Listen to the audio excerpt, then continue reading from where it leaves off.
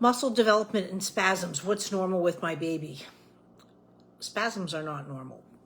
The only way that you can detect spasms, it being what they are for being neuromuscular or neural mapping and all that, knowing the difference between neuromuscular, I should say, and neurological impulses is really through at least a 24-hour EEG. They don't catch what's going on, why the EEG is taking place. They don't know. I'm not a doctor. The reason I suggest a 24-hour one is because our brain goes into different cycles of movements like REM and going in and out of sleep and so forth. And sometimes brain activity is just different throughout the day, but usually they will not spend the money. They'll do a quick hour just to see if there's any big abnormalities within daytime functions. But again, you could have an EEG going on for 10 years and take it off, and in 11 years you have a seizure, and you know what I mean? You can say you don't have seizures, but you have them. My brother-in-law didn't get them till he was like 40.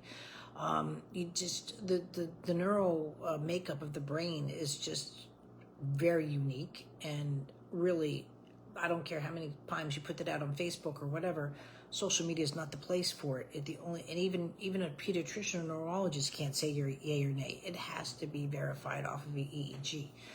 That being said, muscle development, no.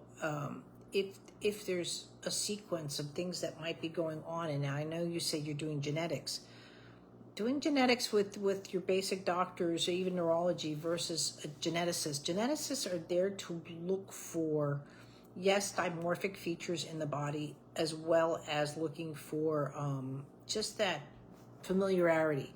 Like I'm not a geneticist. I was seeing a client in the Czech Republic of all things, and they're like, we don't know what's wrong with our daughter. She was 6, and I said, oh, she's 15q deletion. Because I see a client out here and they're like twins, they separated at birth.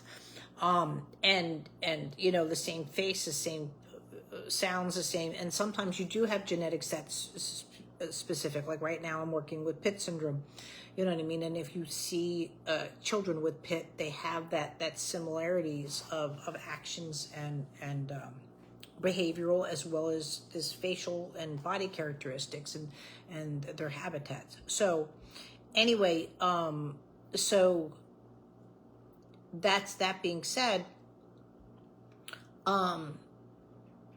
that's something that you're looked at. So when you're going through all that, you need that person that's going to walk in the room and say, oh, I know what to look for.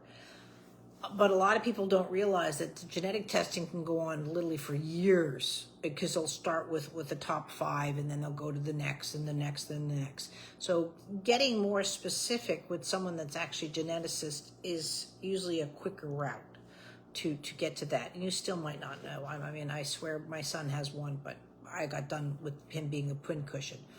I knew what was wrong with him medically, and I've stabilized it, and that's what I deal with. So you want to go that route. As far as a muscle formation too, does Uncle Charlie's body look like that? It can be just genetics that way. Just like I have blue eyes because my dad has blue eyes. I've got the German blue. And so those are characteristics that are in what we call, typical genetics and so forth. And then there's de novo, where you can have a spontaneity and something going on in utero. I did ask for more videos. I need to see how your baby's working as far as development wise goes. And again, if I don't get the videos, I just can't do a review like that. So you're on the right path as far as looking for the diagnosis, but remember, there's medical and there's movement. You've got to combine them. So I hope your baby's on track with time-dictated development, and those things are going right. But if the muscles are there because there's abnormalities and contractures and so forth, and the risk of cerebral palsy, that's a whole nother apple.